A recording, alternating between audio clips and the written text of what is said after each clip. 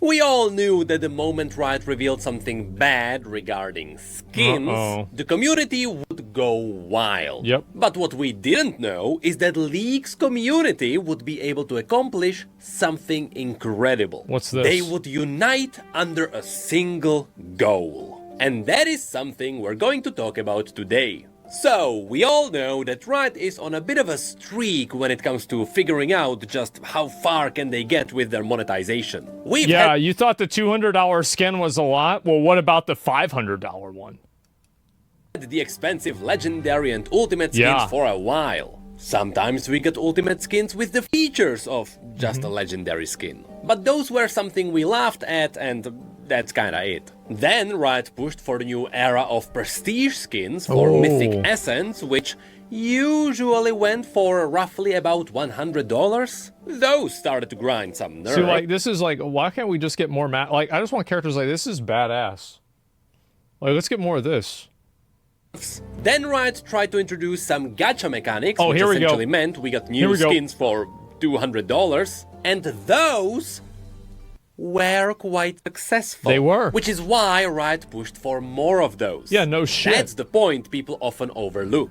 Those $200 skins sold well enough that Riot tried it again. And there is a massive reason why those skins sold well. And that is a crucial point for this video. What's that? That's right, I know you thought I was just rambling to turn one graph into a 10-minute video. Now, of course, that is still gonna happen, but that's not really the case this time. So remember, despite the seemingly big outrage there was around the new gacha in League, the reality is it was both a success on the financial side, and even the company's image stayed fine in the end, so nothing really changed. And that's what leads us into the current $500. Yeah, people generally don't actually care about this kind of stuff. People like to get mad about it, but nobody's really going to lose their mind over a skin.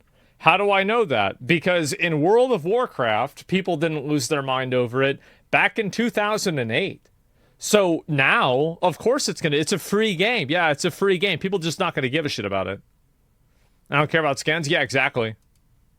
Skin drama. Of course, we talked about this in the previous video, so I don't think we have to explain what the $500 skin is about again. What's important is that a lot of people didn't like it, and a lot of people felt like they were betrayed by Riot. Especially the people who bought all of Ahri's skins, because that's the people who bonded with Ahri's character.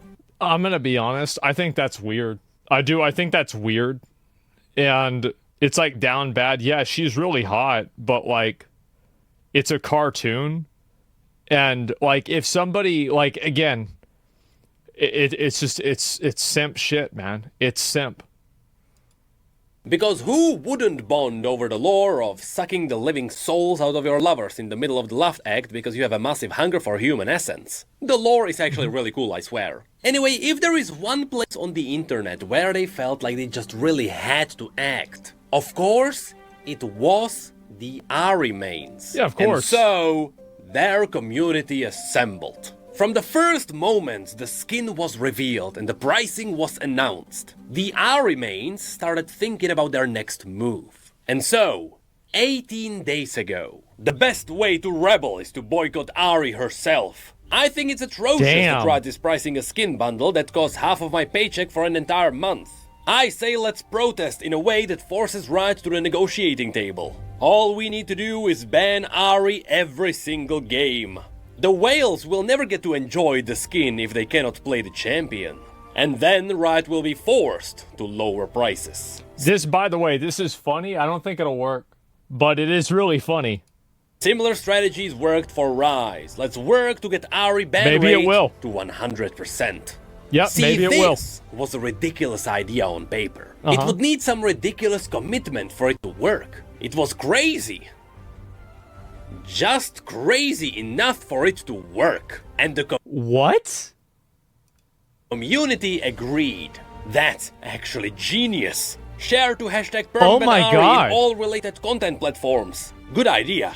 but can't wait for the mods to notice this post and delete it to protect Daddy Riot profits. I think the problem is that people don't care. They would be, it's just a skin, I don't even play Ahri, I don't care, and so on. But it is worth a shot. Easy way to counter Riot's prices. And so, the community bonded over the idea of a boycott. And what fueled the idea even more was Riot's ability to make fun of themselves. What did they do?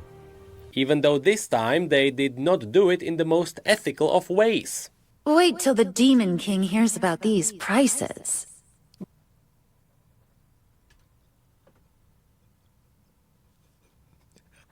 I think that shit's funny. I do. I think it's fucking hilarious.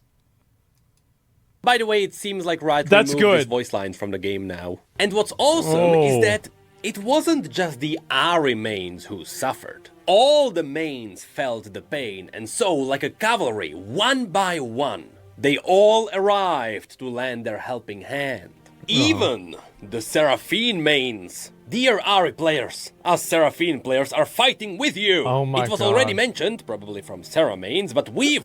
All of the other, like, you know, cute female characters. Jesus Christ. Sit got your strong back in together, it. bro. What's even better, that even some of the whales were not happy about this. As a whale, you, Riot. And so, a whole new movement has started. Hashtag permaban Ahri. A movement with a single goal. Every time someone would play a game of League of Legends, there would be the gentleman's agreement that one of them would always ban Ahri.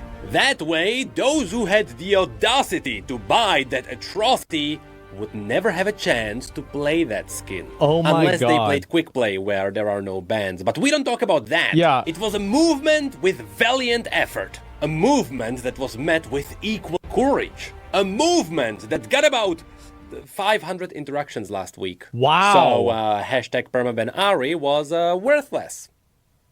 Which is I think when it's because League players are old enough now to not even use Twitter.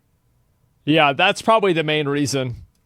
hashtag ban Ahri arrived on stage with 10,000 interactions. Ooh. It was a simpler, catchier hashtag that actually started pulling off some numbers. And now we've 20K. had numerous amazing posts that started circling in the viral territories. Not only the players, but also the creators and the esports personalities Jesus. started talking about it now.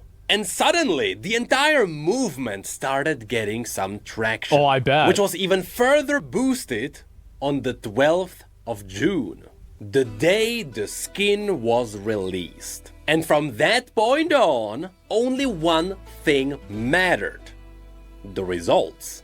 And Yeah, I not wanna just see the the graph. first day, but the following few days mattered too. But before those numbers arrived, there is something else that people started noticing.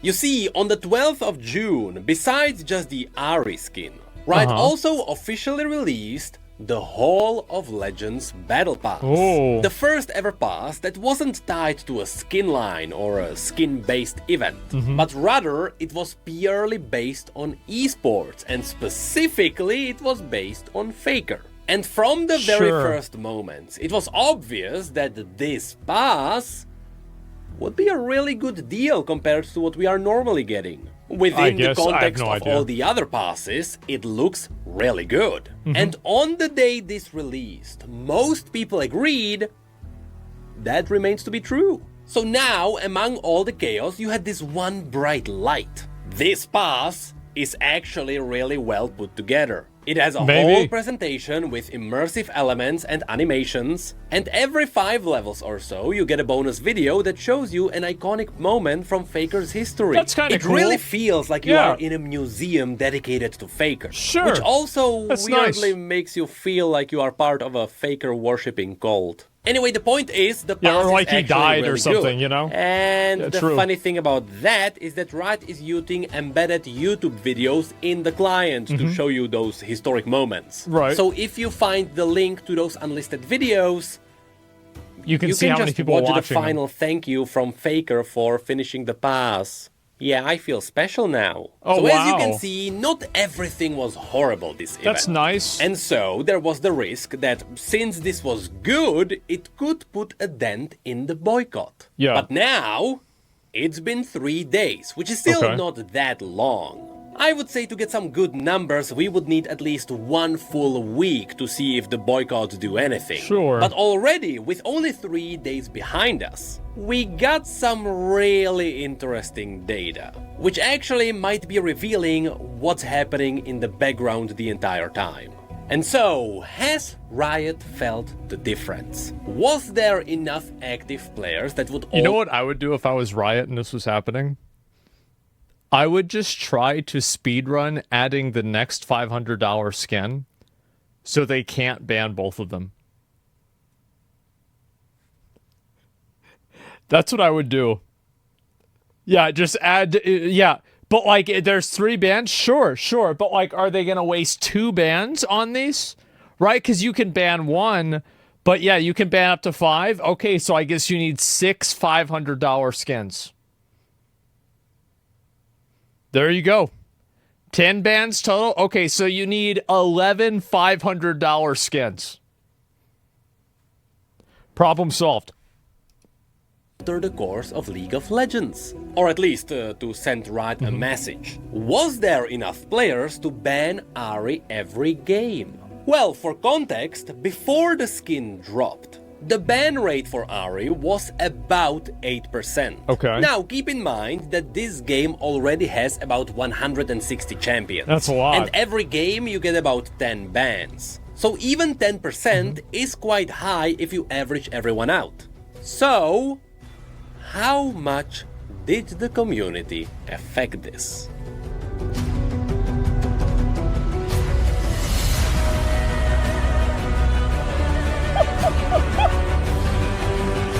Oh my god! Well, that can certainly Holy be considered shit. a dent. Now, as cool as this graph Twice looks, as it much. needs some context. First of all, the data shown here is how different ranks banned Ahri. That's Yeah, why sure. the blue line actually tilts down at the end. That's all the players in Diamond and above. So it's all the people who had their fun with banning, but then they got Yeah. back to just grinding ranked. Yeah, they're competitive also, players. they technically represent about 1% of the player base. Sure. So the more accurate way to show the data would be this. This is a single line that shows us the average ban rate across all the ranks, which should be in line with how many games were played. Oh my And here you God. can see that it jumped from about 8.4%. So it basically more than doubled. Because it was at, well, I guess, yeah, it was at like 8.5. And now it's at over 20%. Holy all the shit. way to 21% ban rate, which means it more than doubled. With the highest ban rate being in Platinum and Emerald, where it peaked at 24%. Oh my God. That is a ban for Ahri every 4th game. Now, to be honest, for a League of Legends community, that is impressive. That's crazy. Even more so because, remember, there is a lot of games of League of Legends played every day. And most people don't watch the drama on the internet. Yeah. So to see a dent in the numbers this big from the general player Yeah, that's base, like almost like probably half of the people that are even aware of this are doing it. That's like a crazy fucking ratio. this is very unusual. Now, the reason why this feat was so easily pulled off, however, is because technically you only need 1 out of the 10 people in every game to do this. That's right, for these That's right. boycotts, only 1 person needs to ban Ahri. So, there was already an advantage. Right. However, as cool as the graph looks, there is something important to be mentioned here. What's this? This is the global data.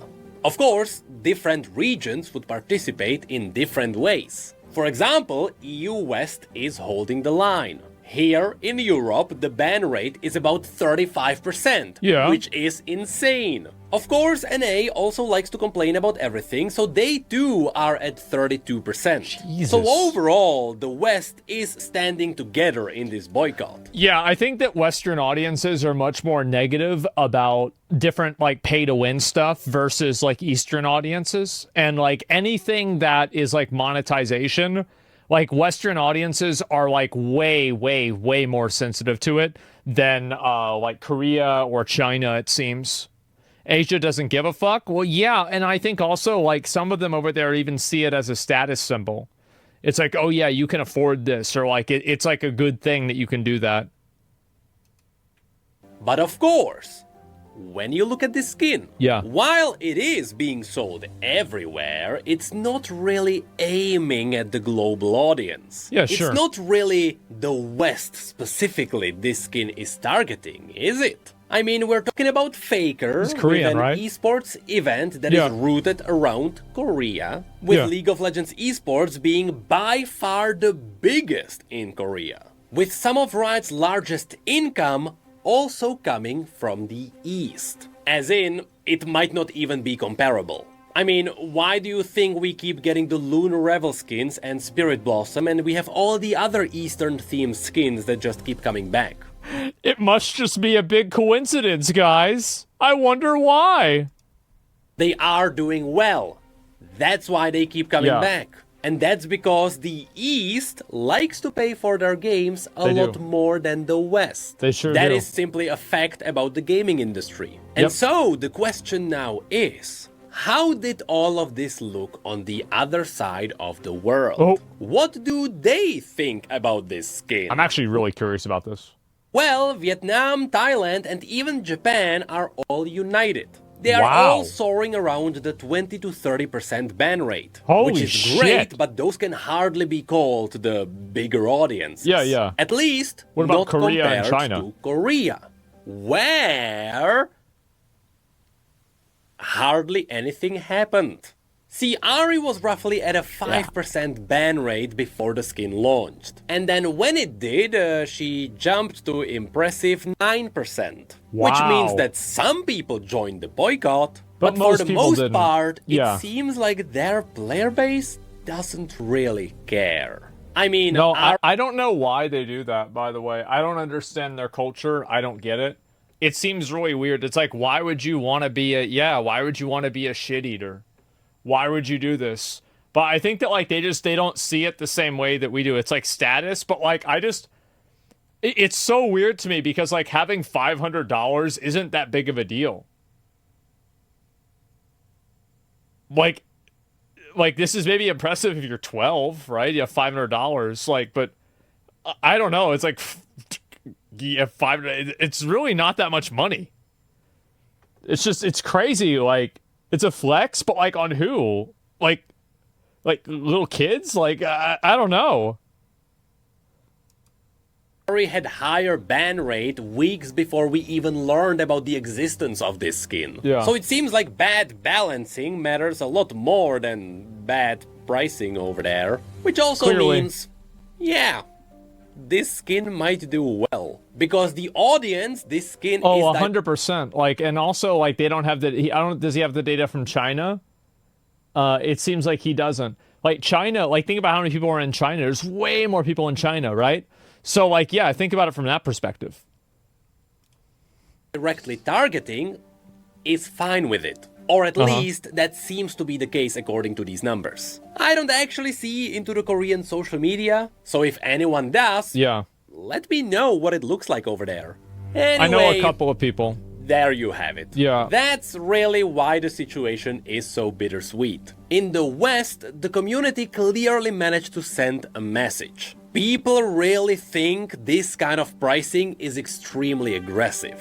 And that's even with all the people who stay away. Well, the thing is, like, if people are complaining about it, like, Riot is only really going to listen to what players are doing, not what they're saying.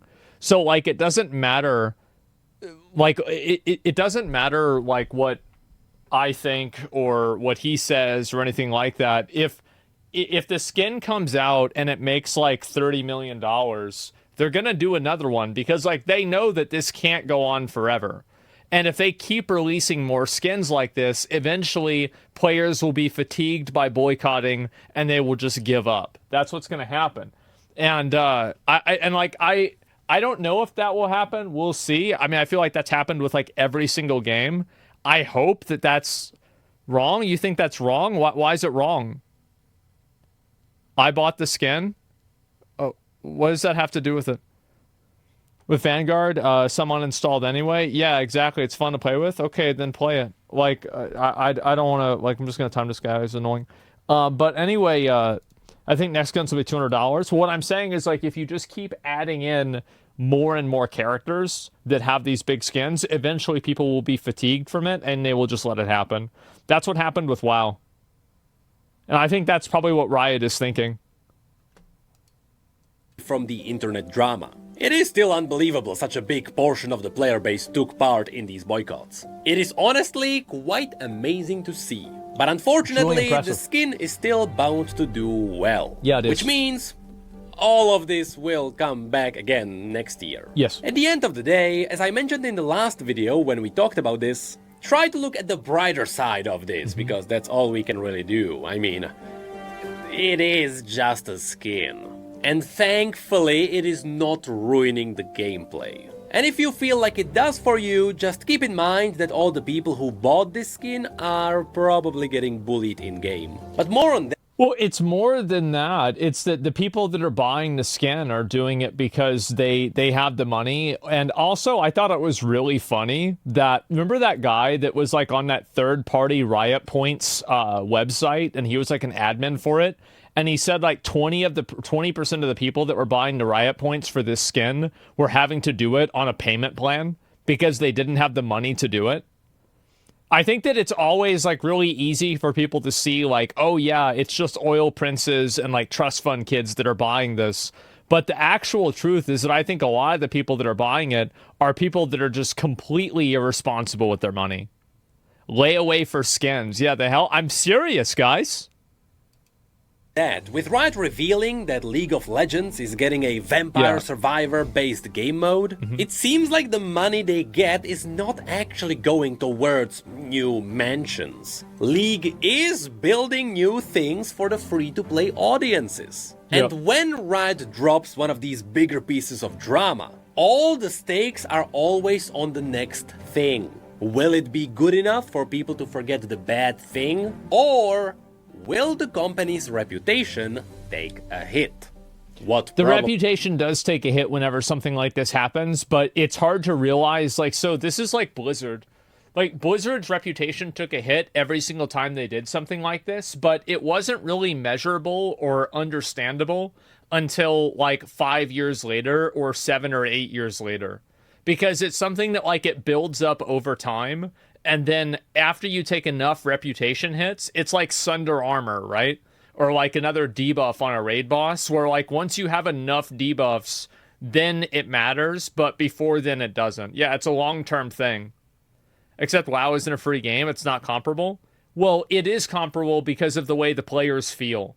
Like, you can justify the behavior and you can come up with excuses for why it's okay. But at the end of the day, people don't have to think and feel according to what your logic is, right? Just because you think something is unreasonable doesn't mean that people have to be like, oh, wait, I'm being unreasonable. I guess my feelings are wrong. I'm going to stop thinking this way. Didn't help is that Riot also released a physical statue of that skin for only $300. So it's less money. Jesus Christ. That's what opinions are. Yeah, exactly. I think this is going to become more and more common, by the way, is like games that are making these really expensive skins, because the problem is that every single year you've got the candle burning at both ends with like cosmetics and like video game value. Is that like there's like a subset of guys that are probably like 18 to like 30 that like really, really care about this stuff, right?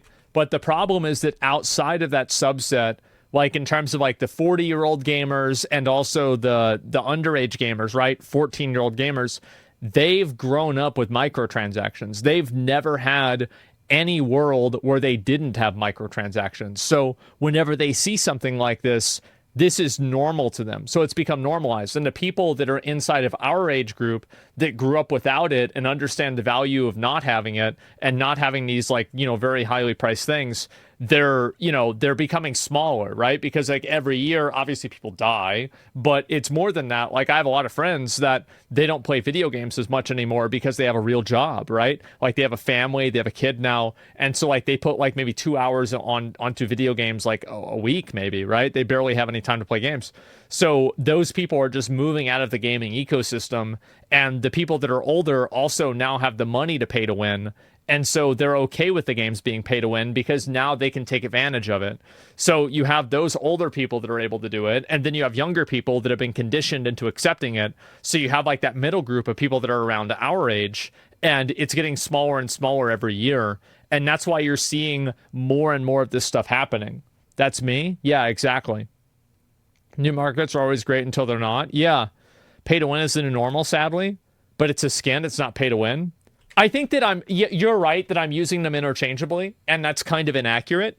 But I do think that people's feelings towards pay to win are just worse than their feelings towards skins. I think that most people don't like the idea of skins being in the game either, but they recognize that it has to happen. I think that a lot of people don't like the skins either. Yeah, it's a pay to flex, exactly. PoE has massively expensive skins and nobody cares. Yeah, I mean, who knows why that is, right? There's probably like 10 or 50 different reasons.